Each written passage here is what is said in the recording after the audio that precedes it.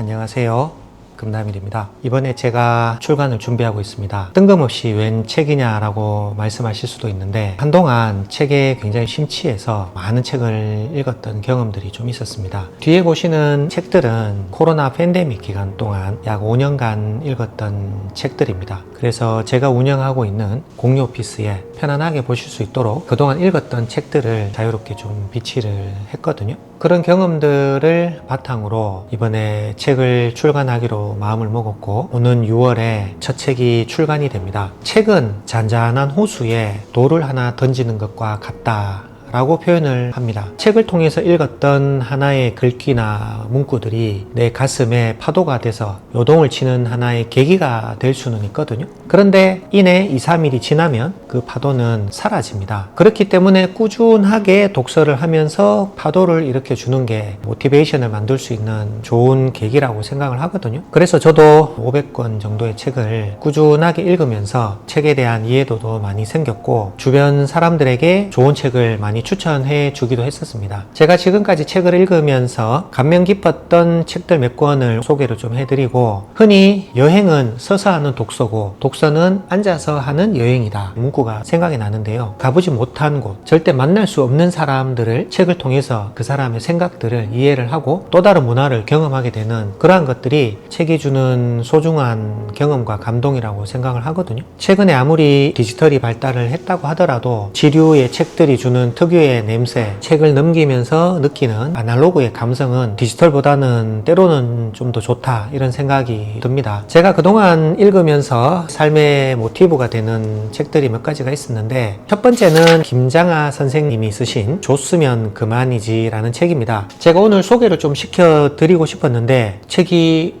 사라지고 없어요. 그분이 그 지역사회에 미친 아주 선한 영향력, 살아있는 어른이다 라고 표현을 할 정도로 그분의 나눔의 철학은 무엇이냐면 책 제목에도 나와 있듯이 줬으면 그만이집니다. 우리가 보통은 상대에게 무언가를 줄 때는 내가 10을 줬다고 봤을 때 상대가 나에게 최소 5는 줘야 되지 않느냐라는 기대 심리가 누구나가 있거든요. 그런데 이 책의 제목처럼 나눔 또한 내가 하고 싶어서 했는 거기 때문에 상대에게 그거를 다시 받으려고 할 필요가 없다. 그것 또한 욕심이다 라는 선생님의 말씀이 굉장히 좀 감명을 받았습니다. 나눔도 결국에는 누구의 강요를 통해서 한 게 아니고 나의 어떤 의무감, 책임감, 사명감을 통해서 나눔을 실천을 했는데 그것을 다시 돌려받아야 되고 감사의 마음을 꼭 표현해야 된다라는 건 아니거든요. 이러한 것들이 이제 나눔이 주는 깊은 성찰이구나 라는 생각이 들어서 그 책을 읽은 이후로 저도 나눔에 대한 저 나름대로의 소신을 좀 가지게 되었습니다. 두 번째로 젊은 분들에게 추천해 주고 싶은 책이 하나 있는데, 이 책은 굉장히 유명한 베스트셀러입니다. 타이탄의 도구들이라는 책인데요. 출간된 지가 꽤 오래됐지만 여전히 지금 베스트셀러 상위에 링크될 정도로 오랜 시간 동안 인정을 받고 있는 책입니다. 여기서 타이탄은 무엇을 뜻하느냐 하면 한 분야에서 아주 탁월한 성공을 이뤄내신 분들을 타이탄이라고 표현을 하거든요. 그분들은 항상 공통된 특징을 가지고 있더라. 방랑자의 기질을 가지고 있다는 겁니다. 한 분야의 성공에 만족하지 않고 새로운 도전을 하는 것을 좋아하고, 그래서 제가 이 책을 읽고 나서 미국으로 유학을 가려고 사실은 결심을 했습니다. 물론 팬데믹 기간 동안에 트럼프 대통령의 반이민 정책으로 인해서 실패가 되었습니다만, 당시에 이제 나이가 40대 후반이었는데 기존에 하고 있던 사업을 다 정리를 하고 미국으로 가서 유학을 한다는 게 사실은 쉽지는 않았습니다. 주변에 모든 사람들이 만류를 했었고 당시에 시대적인 상황이 최종적으로 제가 비행기에 몸을 실지 못하는 그런 상황이 됐었습니다. 또 다른 삶의 목표를 꿈꾸고 있는 분들이라면 이 타이탄의 도구들 추천을 드리고요. 여기 보시면 소중하게 생각하는 부분들은 주석을 달아 놓습니다. 책을 읽으면서 느꼈던 잔잔한 감동들은 이내 시간이 지나고 나면 일상생활 속에서 사라지기 때문에 추후에 내가 이 책을 다시 돌이켜 봤을 때 중요하게 생각했던 부분들을 느낄 수 있는 부분이고, 그리고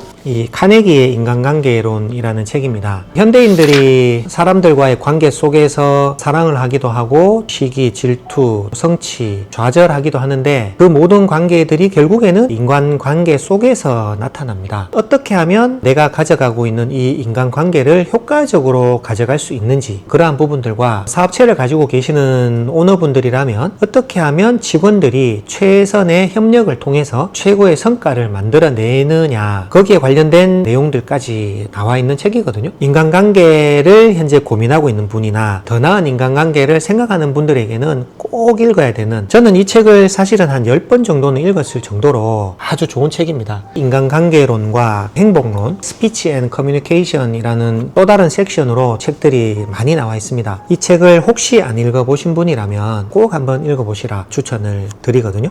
소개를 해드리고 싶은 책들이 사실은 너무나도 많은데 조금 일어나서, 이 책은 제본이 기가 막힌 책입니다. 일본에 가시면 츠타야 서점이라고 초대형 서점이 있는데, 츠타야 서점을 창업하신 마스다 무네야키라는 분인데, 기본적인 이 제본이 여기 자세히 보시면 일반 책보다는 독특하게 제본이 되어 있거든요. 그래서 츠타야라는 서점은 책을 파는 곳이긴 하지만 취향을 설계하는 곳이라는 곳으로 더 유명합니다. 그래서 한동안 젊은 분들이 일본을 가게 되면은 꼭 방문해야 되는 명소가 되어 있는 곳인데, 제가 이분의 기업가 정신, 창업 정신들을 배우고 새로운 곳에 도전해야 되겠다라는 그런 생각들을 많이 했었습니다. 그래서 이분이 쓰신 책 중에 지적 자본론이라는, 여기 있죠. 최초에 이 츠타야 서점 이 책에 심취해가지고 이분을 좀 더 파헤쳐보고 싶어가지고 지적 자본론이라는 이 책까지 또 같이 읽었던 그런 경험들이 있거든요. 통상적으로 책을 읽으면 앞쪽에 이렇게 주석을 달입니다. 누구의 추천으로 이렇게 샀다라는 것을 하고, 중간에 중요한 부분들이 있으면 제가 이렇게 주석을 달아서 메모를 해 놓기도 합니다. 실패를 두려워하지 않는 그 다음에 성장이 있다를 떠올렸다. 여기 또 별표를 당시에 좀 쳐놨었네요. 책이 예쁘니까 다루는 저의 마음도 좀 더 소중하게 다뤄야 되겠다 해서 줄을 끄을 때도 자를 가지고 줄을 끄었던 그런 경험이고요. 책을 다 읽고 나면 끝에 이렇게 책을 다 읽은 날짜, 2018년도 11월 11일 날 읽어서 18일 날 이제 마무리를 했네요. 이렇게 해서 내가 이 책을 몇 년도에 샀고 누구의 추천으로 샀는지 메모를 해놓으면 나중에 시간이 흘러서 이 책을 내가 다시 돌이켜봤을 때 과거를 또 회상하는 그런 즐거움도 있는 것 같습니다. 되게 좋은 내용이고요. 그 다음에 초창기에 일론 머스크에 굉장히 심취를 해서 도대체 어떤 사람인지를 한 권의 책으로 읽었었고요. 사실은 일론 머스크라고 얘기를 하면은 빼놓을 수 없는 사람이 누구냐면 이 피터 틸이라는 사람입니다. 이분은 많이 알려진 분은 아닌데 지금 현재 미국의 제이디 벤스 부통령을 키워준 사람이 바로 이 사람이고, 비트코인 사회에서는 이 피터 틸이라는 사람을 빼놓을 수가 없는데 이분의 책도 꼭 읽어보시면 좋다 이런 생각이 들고요. 이 책은 발간된 지는 좀 오래됐죠. 스타벅스의 창업주 하워드 슐츠 회장이 이사회를 내려놓고 외부 경영진에게 경영을 맡겼습니다. 당시 유명한 일화가 있는데, 스타벅스는 커피가 주는 그 자체, 커피를 파는 게 아니라 우리는 문화를 판다라고 이야기할 정도로 높은 가격의 고가 정책을 취하던 그런 회사였는데, 가장 강력한 대항마인 맥도날드가 맥모닝 시리즈를 만들어서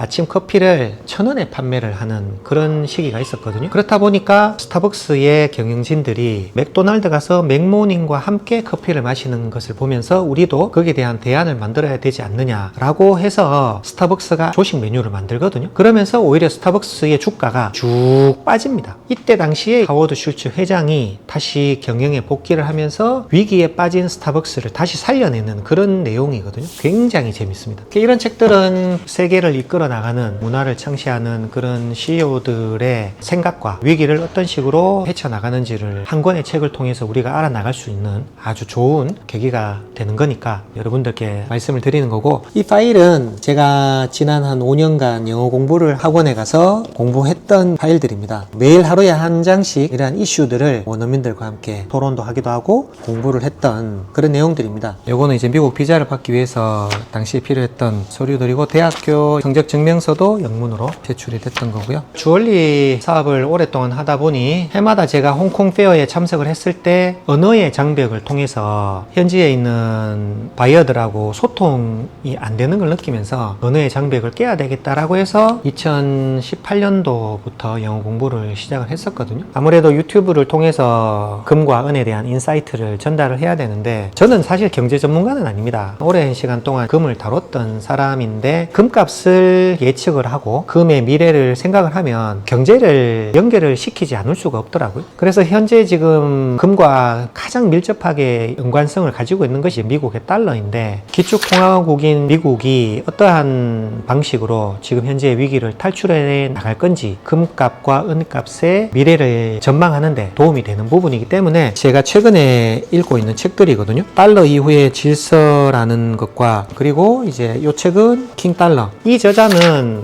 달러가 지금 현재는 위기에 놓여져 있지만 달러를 대신할 수 있는 어떠한 대체제도 없다, 달러는 왕이다라는 달러 옹호론자이긴 합니다. 되게 흥미로운 내용들이 많고, 제가 유튜브를 통해서 여러분들께 전달해 드리는 다양한 정보들은 반드시 사실에 의거하고 확인할 수 있는 내용들을 여러분들께 제공을 해 드려야 되기 때문에 책을 읽는 이유이기도 하고, 이런 책을 통해서 읽은 지식들이 사실 관계가 있는지를 다시 재검증, 3차 검증을 통해서 전달을 해 드리고 있습니다. 필터링을 통해서 제가 정확하게 전달할 수 있는 내용만 전달을 해 드리려고 많은 노력을 기울이고 있습니다. 사실 유튜브를 시작한 지는 오래되진 않았지만 제가 전달하는 인사이트를 공감해 주시는 이유들이 단연간 많이 읽었던 책에서 나오는 그런 결과물이지 않을까 조심스럽게 생각을 하거든요. 이번에 6월 달에 출간되는 라스트 골드, 많은 관심과 사랑을 부탁드리겠습니다. 금나미래 골드 인사이트.